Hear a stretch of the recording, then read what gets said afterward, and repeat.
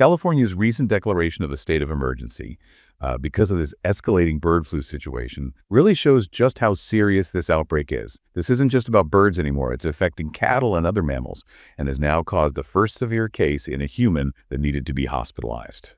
We are going to break down what's happening with this bird flu, why it's causing so much concern, and what it all means for you. The virus behind this bird flu is called H5N1, and it first showed up in Europe back in 2020. Since then, it's spread all over the world, affecting birds everywhere, with millions of birds and marine mammals dying as a result. And what's really alarming is that the virus has now moved beyond just birds. Earlier this year, it was found in cattle herds for the first time, and more recently, it was even detected in a pig in Oregon. Can you tell us why this is particularly worrying? Well, finding H5N1 in a pig is a big deal because pigs are unique when it comes to hosting viruses.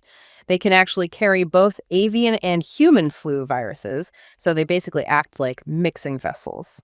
This means that different flu viruses can combine inside a pig, and that could potentially create new strains that spread more easily or are even more dangerous. How does this virus spread, and how does that lead to this spillover effect that everyone is talking about? Birds, especially the ones that migrate, play a big role in spreading H5N1. They can carry the virus and spread it even if they don't show any symptoms. And this exposes domestic poultry and other animals. This exposure is what helps the spillover effect to happen. Spillover is when the virus jumps from one species to another. The risk of spillover goes up when you have things like close contact between infected animals and other species, and when the virus mutates in a way that makes it easier for it to infect new hosts. And this spillover has real-world consequences for people. We're seeing that with the growing number of infections in dairy and poultry workers, and of course the recent case where someone had to be hospitalized. What's the current thinking on the risk to the general public? The CDC is closely watching this situation. Right now, they're saying the risk to the general public is low.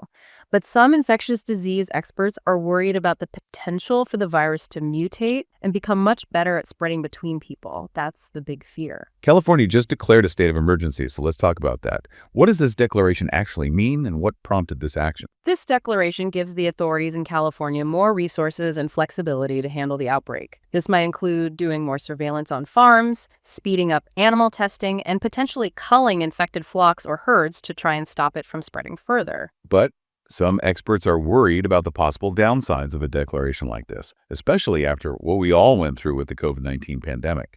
They think it might cause unnecessary panic. Can you talk a bit more about those concerns? They're worried that the declaration could be misunderstood, leading to a lot of fear and anxiety. It's really important to have clear, accurate, and measured messaging to inform the public without making people overly alarmed. The decision to start testing the milk supply across the country for this virus adds another layer of complication to this whole situation. What does this mean for people who drink milk? Is there a chance you can get the virus by drinking milk? This is mostly a precaution to make sure the milk supply is safe. As of now, there's no evidence to suggest that people can get H5N1 from drinking milk. But by testing the milk supply, we can get a better idea of just how widespread the infection is among dairy cows. This data will be very important for figuring out what measures we need to take to stop the spread. This outbreak is more than just a public health concern, right? It could really mess with the food supply chain and hurt the economy. Yeah, you're right. The economic effects of this outbreak are already being felt. We're seeing prices for eggs and poultry going up. And if the outbreak gets worse, this trend could spread to other food products. This outbreak really highlights how connected human, animal, and environmental health are. It makes you realize we need a more holistic approach to health. It definitely does. This outbreak is a stark reminder that the health of one is tied to the health of all. We have to shift from just reacting to these outbreaks to being more proactive and preventative. We need to realize that human, animal, and environmental health are not separate things. They're all part of a complex system. This is what's known as the One Health approach. So how would the One Health approach be applied to this bird flu situation? The One Health approach means taking a much broader view. We need to be doing more to watch and monitor wildlife populations, especially migratory birds, to better understand how the virus is circulating and changing within those populations. If we do this proactively, it gives us a chance to track viruses before they even have the opportunity to jump to human populations. So this kind of proactive surveillance would ideally give us a chance to catch potential threats before they blow up into a full-blown outbreak. Are there other preventative measures that fall under the One Health approach? Another important part of this approach is strengthening biosecurity measures on farms. This means putting stricter protocols in place to reduce the risk of transmission from wild birds to domestic poultry and livestock. And we can't forget about investing in research and development for vaccines and antiviral treatments.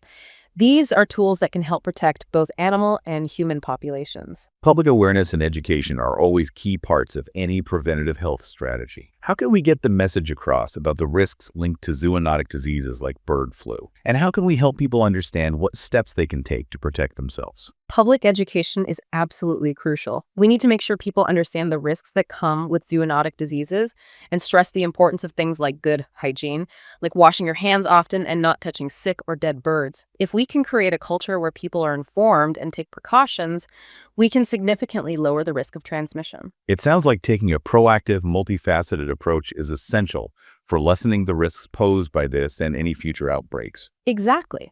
By being proactive and adopting a comprehensive One Health perspective, we can be better prepared not just for this current threat, but also for any new diseases that might emerge in the future.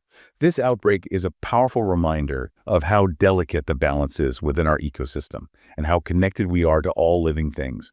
It really makes you think we need to take better care of our planet and prioritize the health of all its inhabitants. I completely agree.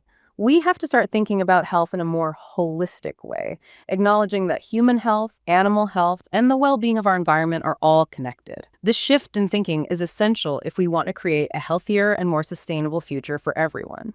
If we embrace the One Health approach, we can move towards a future where we live in harmony with nature and address the challenges of emerging health threats head-on. Our conversation has really highlighted just how complex this outbreak is and how important it is to be proactive and think about health in a connected way. As this situation keeps evolving, what are some key takeaways our listeners should keep in mind? Well, this bird flu outbreak is really standing out because of how fast it's changing and how it's moved beyond just birds.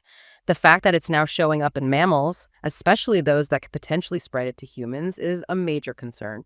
Even though the immediate risk to the average person is still low, the possibility of this turning into a human pandemic is something we need to take seriously and be on guard for. So it sounds like while we don't need to panic, it is important to stay informed and be prepared. Exactly. It's crucial to stay up to date on the latest developments, follow the advice from health officials, and take steps to protect ourselves and our communities as the situation continues to unfold. As we wrap up, what's one final thought you would leave our listeners with as they consider the broader implications of this outbreak? Every time a new infectious disease emerges, it reminds us just how closely connected we are to the natural world.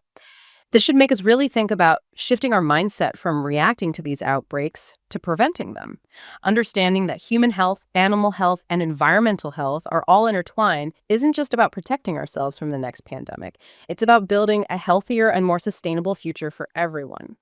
If we embrace the One Health approach, we can work towards a future where we live in balance with nature and proactively tackle the challenges posed by new health threats. This has been a fascinating discussion. Thank you so much for sharing your insights with us. It was my pleasure. Thanks for having me.